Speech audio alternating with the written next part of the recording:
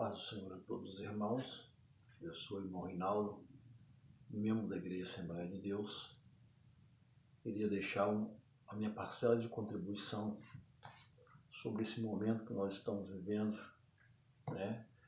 É muito relevante o que nós vamos falar para os dias atuais.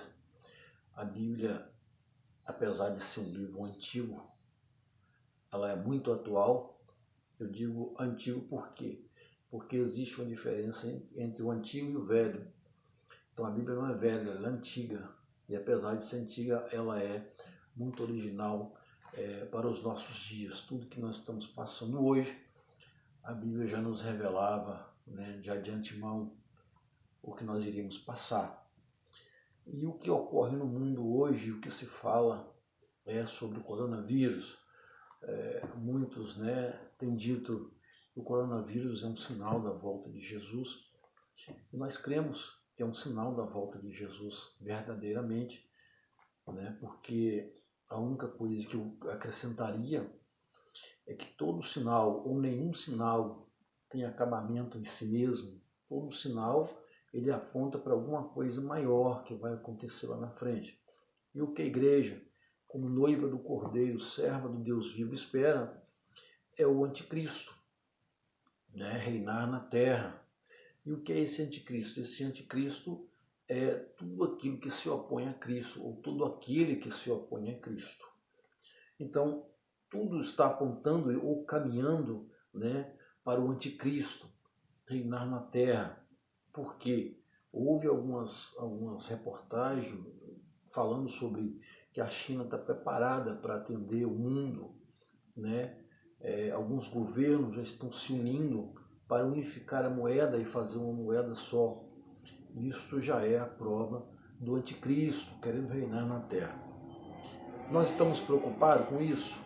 Nós como igreja nem um pouco, porque nós entendemos, porque nós sabemos que Jesus está às portas, que Jesus vem buscar a sua igreja em breve. Então nós não preocupamos, nós descansamos no Senhor, porque nós sabemos que tudo que está acontecendo são sinais da volta de Jesus.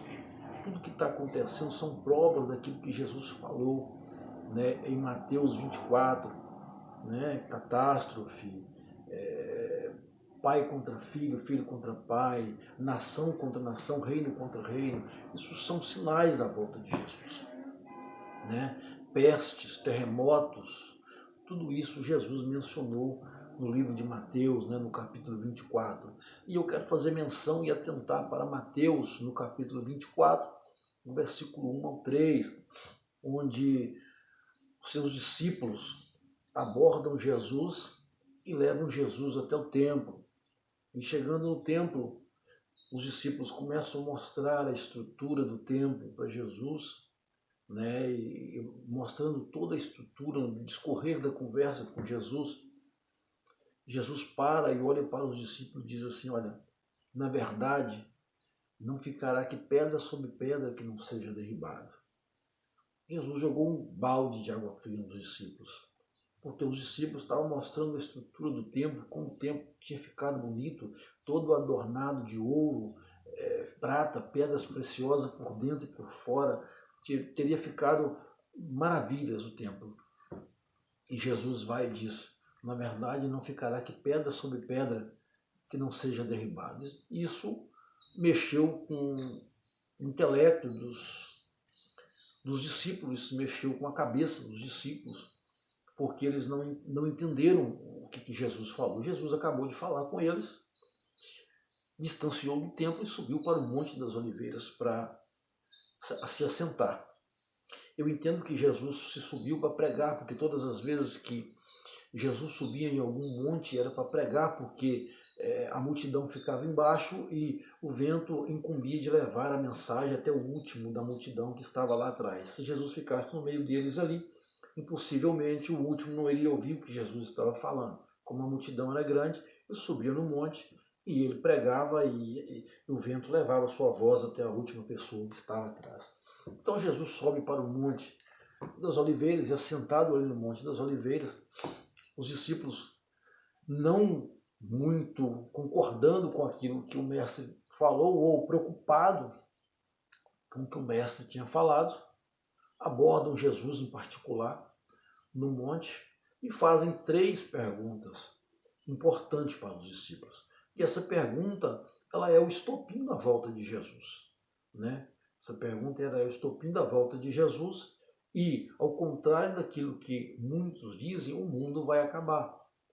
O mundo vai acabar, isso vai findar, né? Isso vai findar e só existe 2 caminhos, é céu ou inferno, né? E o mundo vai acabar. E as 3 perguntas, elas são importantes. E as 3 perguntas que os discípulos fizeram estão no capítulo 24 de Mateus, no versículo 3, que diz assim: e estando assentado no Monte das Oliveiras, chegaram-se a ele os seus discípulos em particular, dizendo: dize-nos, primeira pergunta, quando serão estas coisas? Que coisas? Essas coisas que os discípulos perguntou para Jesus é a destruição do templo, que Jesus havia falado. Quando serão essas coisas? Ou melhor, quando acontecerá a destruição do templo? E Jesus vai explicar isso aqui, essa pergunta do discípulo, em Mateus capítulo 24, versículo 15. Jesus vai explicar essa pergunta dos discípulos. Primeira pergunta, destruição do templo. Isso é uma profecia já se cumprida, a destruição do templo. Segunda pergunta que os discípulos fizeram para Jesus: e que sinal haverá da sua vinda?